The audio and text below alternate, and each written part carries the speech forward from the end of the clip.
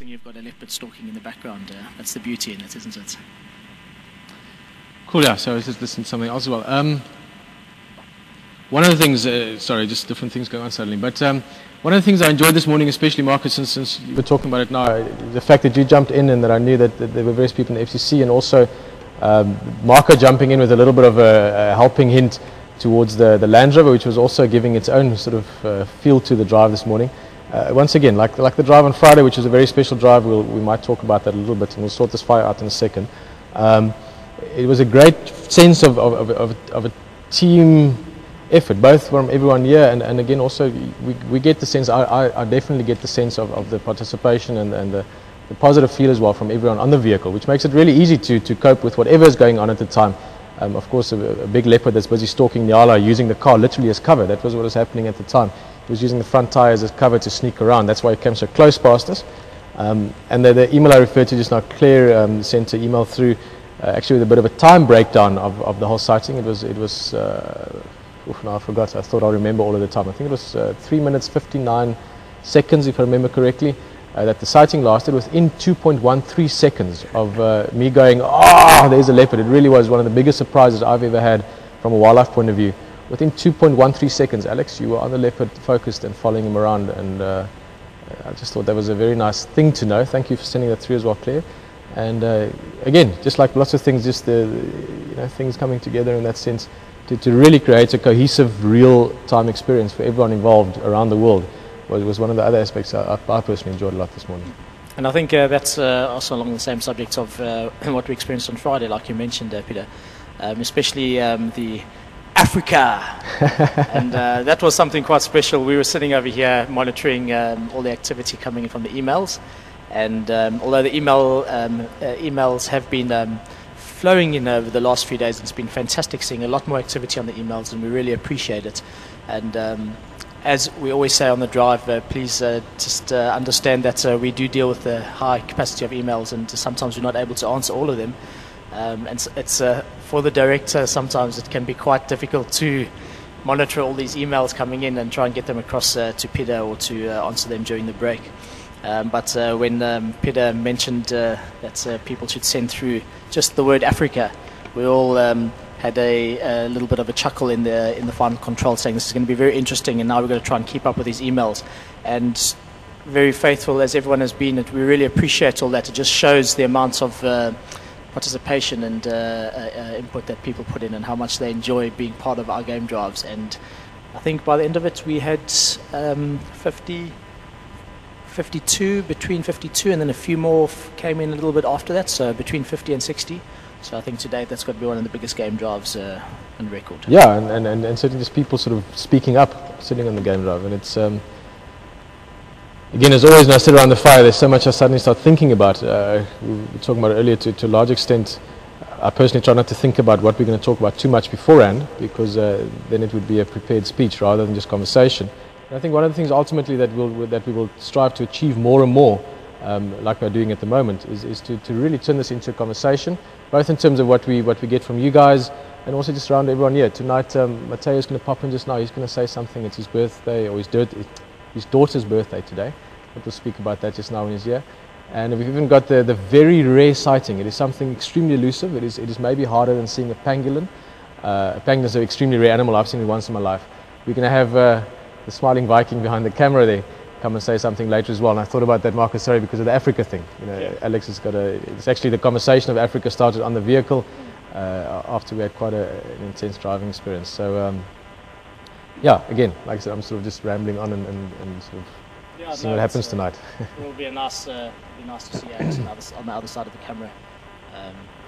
Been here just on 2 months myself, and it's been an interesting process. Working with Alex has always been fantastic on the camera, and a pleasure working with him on the camera.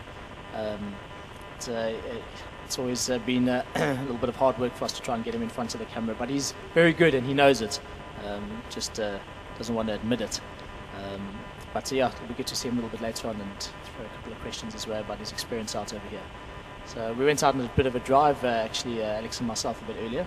It's been 8 months now, Alex, since you've been with the Wild Earth team. and I took him out on an assessment drive as a field guide, hence khaki shirts and the whole kits and outfit. And yeah, it was very interesting.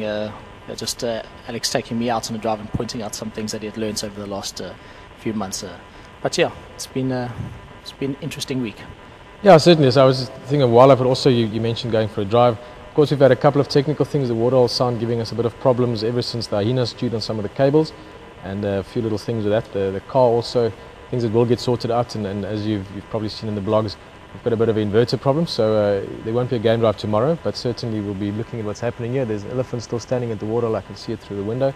Lots going on there, and maybe good, just sort of all of us settling in a little bit, and tonight all getting a chat. And the outfits you mentioned, yeah. I haven't worn this shirt in quite a while. When I came out, I realized we're all actually wearing the same shirt, so it sort of goes with the territory, I guess. But it wasn't planned. It was purely coincidental that we're all wearing khaki tonight. Well, that's the beauty in living in the bush. You don't have to really worry about what you wear. I'm yet to wear that bright red shirt of mine, for instance. Yeah. In general. Yeah, to borrow Alex a khaki shirt of mine this afternoon to take him out on drive to fit the role. He wasn't too impressed.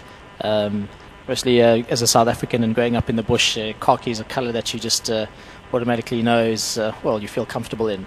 And although I have had many comments over the years of people saying that my sense of fashion is outstanding based on my khaki attire, but when you hear a Norwegian who's not really familiar with wearing khakis and putting on the khaki shirts, it took him a while to get quite comfortable in the shirts, and now I can't get him to give it back to me.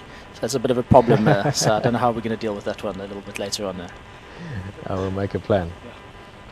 But I think should we just see if we get Mateo in here for a while and see what's... He's got a beautiful message probably regarding his daughter's birthday. It's always a very special occasion.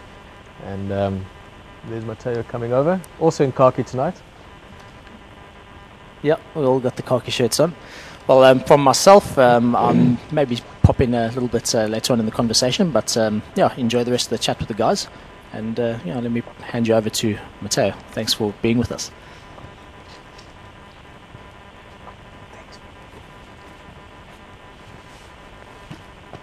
We meet again, Peter.